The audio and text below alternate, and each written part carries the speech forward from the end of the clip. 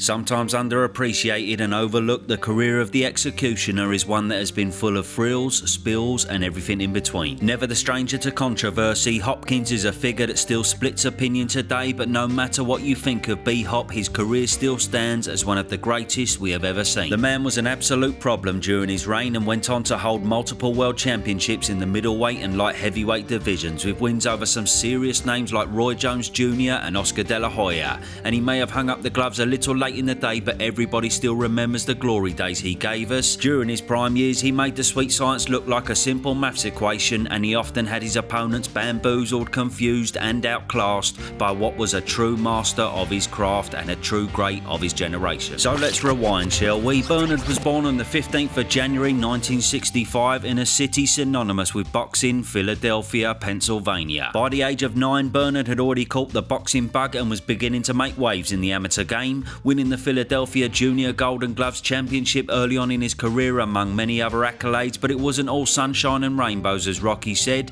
because his early days would be marred with a life of crime and punishment. Despite being a promising boxer, Hopkins fell into the wrong crowd and eventually found himself in the deep end of Philadelphia's underworld, and by the age of 13 he had already been stabbed 3 times, and 4 years later, when he was 17 years old, Hopkins would be sentenced to a devastating 18 years in prison for a total of 9 felonies. Now, 9 times out of 10, getting sentenced to 18 years in prison at 17 years old is almost a death sentence to any hope of a boxing career, no matter how good the amateur pedigree is. He claims to have witnessed some pretty nasty things while inside, and after rediscovering his love for boxing, the Executioner was determined to make it work once he got out. It was really now or never for Hopkins, not just in boxing terms but in his personal life too. And so, after serving nearly 5 years and getting released early from his sentence because of good behaviour, he decided to lace up the gloves once again, but this time head straight for the professional ranks. So Bernard joined the pros as a light heavyweight and actually went on to lose his first fight against another debutant, Clinton Mitchell. It was a bit heartbreaking and felt like 2 steps back for the young man, but over a year later he found himself back in his hometown of Philadelphia, boxing against an inexperienced Greg Page, in which he got his first win via unanimous decision. The ball was now rolling and some momentum saw him put together a string of impressive knockout victories. As with most boxers in the early days, competition wasn't designed to be stiff, but it taught Hopkins all he needed to know as he stepped up the gears and moved through the professional ranks at a very, very good pace. Despite the debut loss, he made easy work of his opponents with a 21 fight win streak, 16 of which coming via knockout.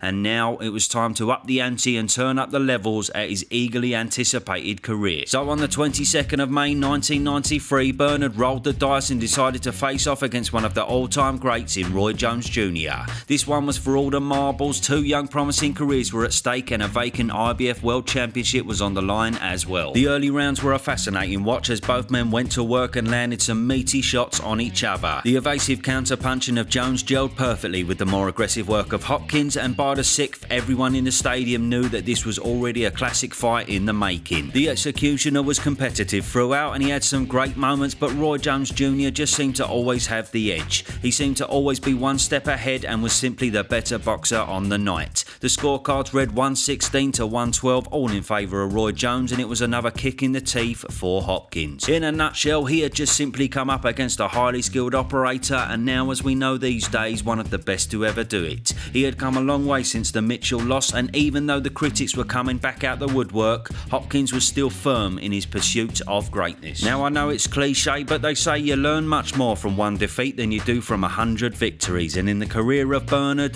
the defeat in 1993 to Roy Jones Jr. certainly awoke a beast. Regardless of the setback, he had learned everything he needed to know about his heart, his skill and his potential at world level. So less than 3 months after Jones, Hopkins was back in the ring to take on an undefeated Roy Ritchie. It was a very easy night and a round 7 TKO victory for the Executioner, and then he went back home to Philly and took on Wendell Hall. Another TKO victory ensued. Then another knockout and a unanimous decision in the following fights meant Hopkins looked well and truly back on track. Well, that was until he packed his bags for Ecuador to face a dangerous, relatively unknown Segundo Mercado. Now, he was the favourite and he boxed like the favourite for a large portion of the fight, but the heavy hands of Mercado caused all sorts of problems, and in quite the shock, Bernard tasted the canvas for the first time in his career in the 5th. He was then down again in the 7th, but managed to get up and box his way to the final bell. However, the fight ended in a split decision draw, somewhat controversially by the way,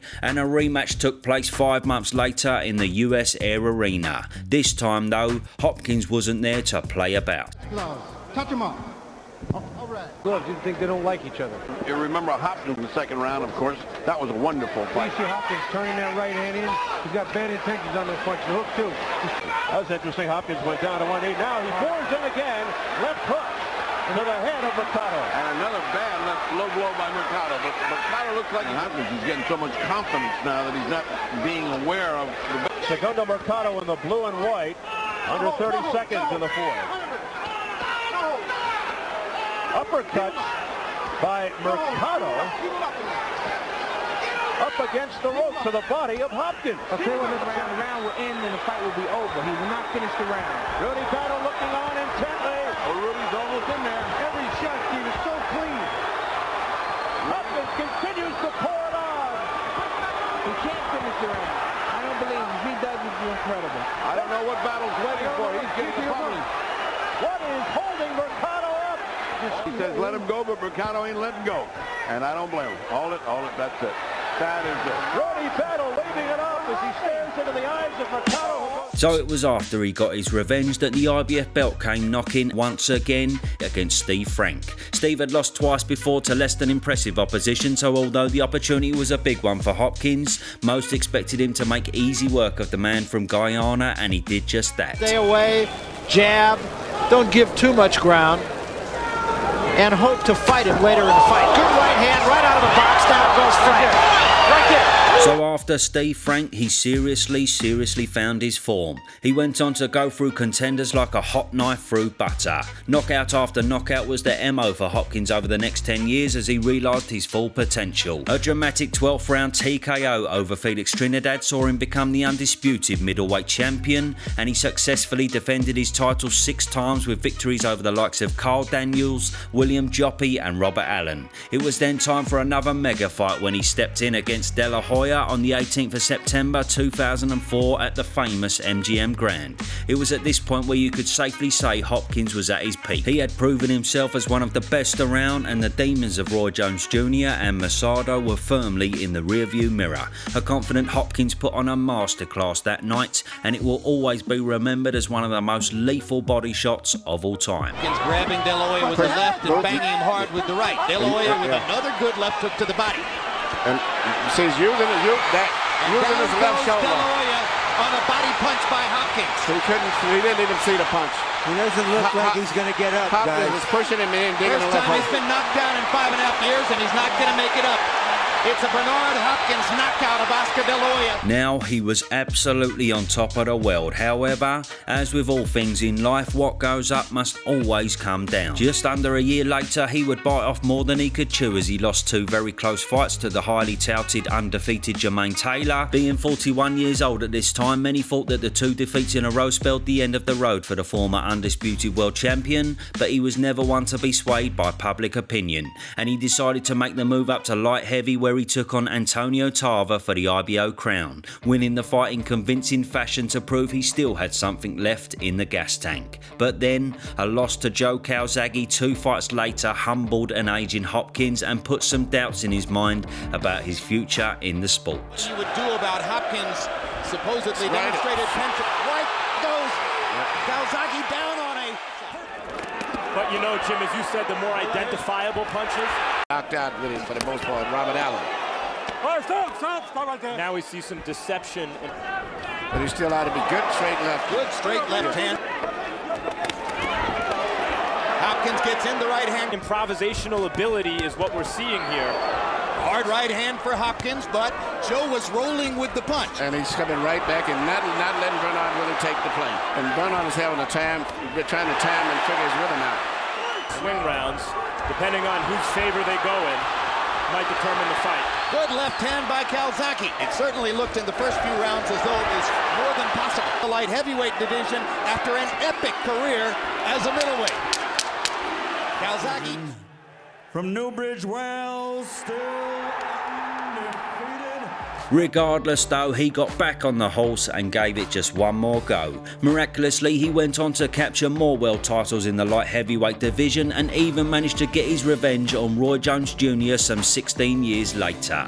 He broke George Foreman's record to become the oldest ever boxing world champion, winning the IBF light heavyweight title at the age of 48. And then he claimed the WBA super middleweight title at the incredible age of 49, and it was a huge middle finger to the doubters and naysayers of the time. When all's said and done, Father Time catches up with everybody, and no longer could Hopkins hold off the weight of a 2-decade-long boxing career. After Pascal is arguably when Hopkins should have hung up the gloves and gone out on a high, but like many of the greats, he couldn't shake off the lifestyle and the sport that he had grown to love so dearly. The loss against Chad Dawson was a little worrying, but then the defeats to Kovalev and especially Joe Smith Jr. really did Hopkins no favours whatsoever. The Joe Smith Jr. knockout wasn't a pretty sight to see, and even the most novice of boxing spectators could see that this was a man that had given everything during his career but was simply running on empty.